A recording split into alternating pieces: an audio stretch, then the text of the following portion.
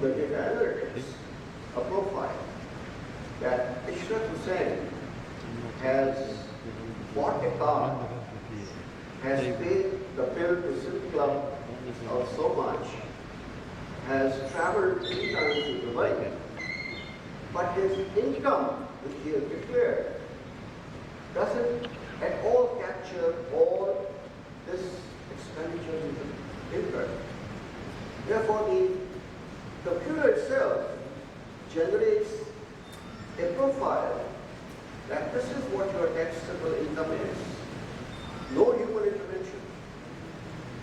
And technology is the powerful force in order to keep the FDR from extorting and embarrassing from HSBC London, who was their global head. And what he has done, he has constructed a database which integrates. Second, let me also make it clear that I have not participated in any pre-budget or post-budget seminars, and this is the exception, because this is an institution which I value very much, and as per said, this is not for the public consumption or for point scoring or for putting the one side down or the other, but to engage in an understanding of what the motivation behind the budget was, what was the philosophy behind it, what is the direction, and this is a good opportunity to exchange views on that. So I would request the media not to actually represent me as speaking on behalf of the government. I'm not doing that because I believe there should be unity of command, and only the finance minister must speak on behalf of the government. Otherwise, there is too much confusion if too many cooks spoil the broth. So my comments here are very much centered around the points which Barzetti has pointed out. Let me begin by saying that first you have to understand, as an economist, that you have a momentum from the past which drives your present and future decisions.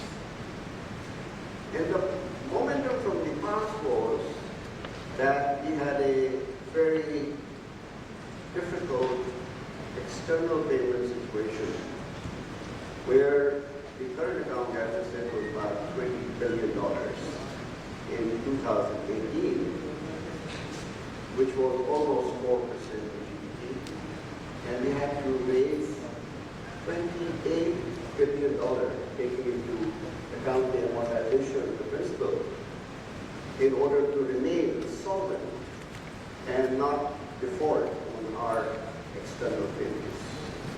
That was the legacy.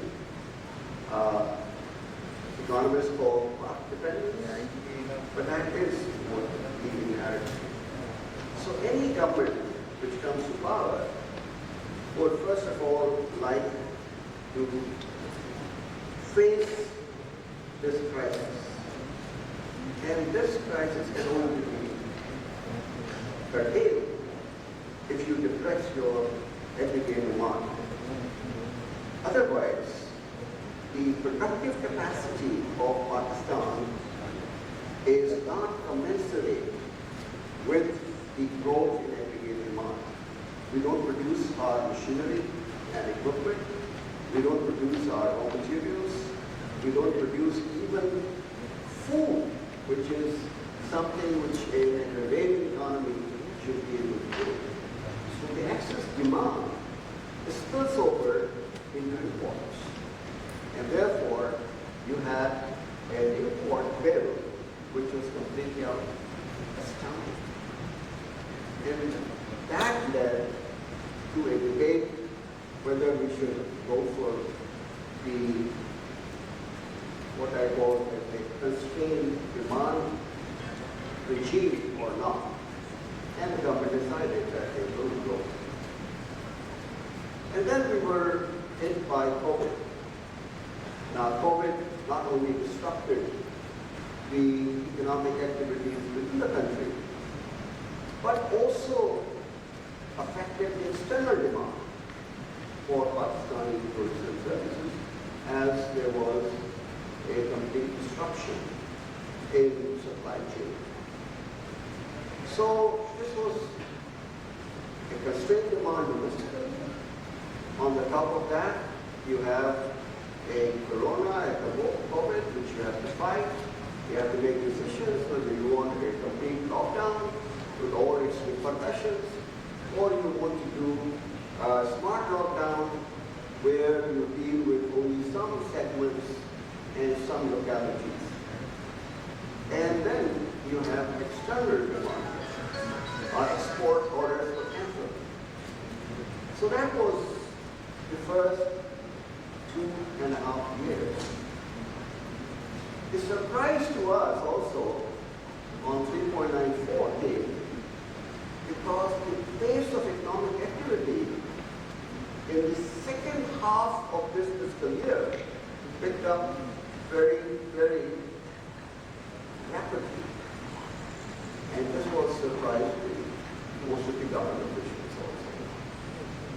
But as an economist and somebody who used to lead the production of quarterly report of the State Bank of Pakistan and the annual report, we have some proxy indicators which should be able to verify whether the GNP growth rate or GDP growth rate is consistent with those proxy indicators. And these are hard, high-frequency data points. These are not assumptions in addition to equitable outcomes. So what my take is that the fate of the common citizen of Pakistan and the delivery of basic services, which is my test, because I've written a lot on the economy at a very stage, and I have a lot to say about the governance structure.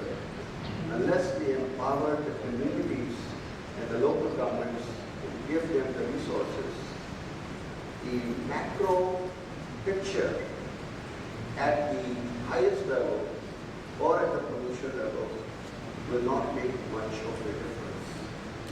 And that is my take. Now, what are the structural reforms? I think that was a very good observation. What are the structural reforms?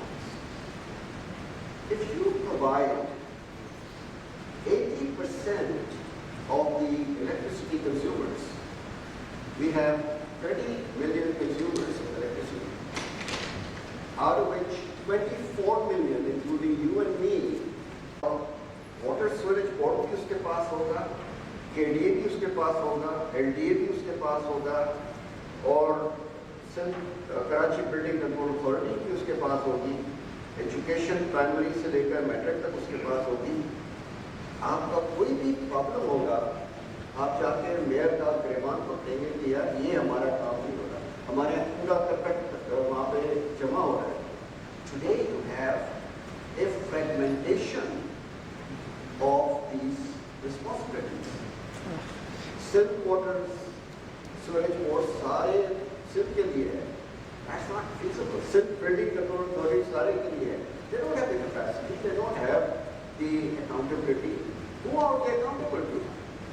So I go back and I tell you कि अगर आप पंजाब का latest local government act पढ़ें तो उसमें यही है कि LDA, water sewerage, solid waste disposal, सारा मेयर के आया. Mayor will be elected by the people of Lahore.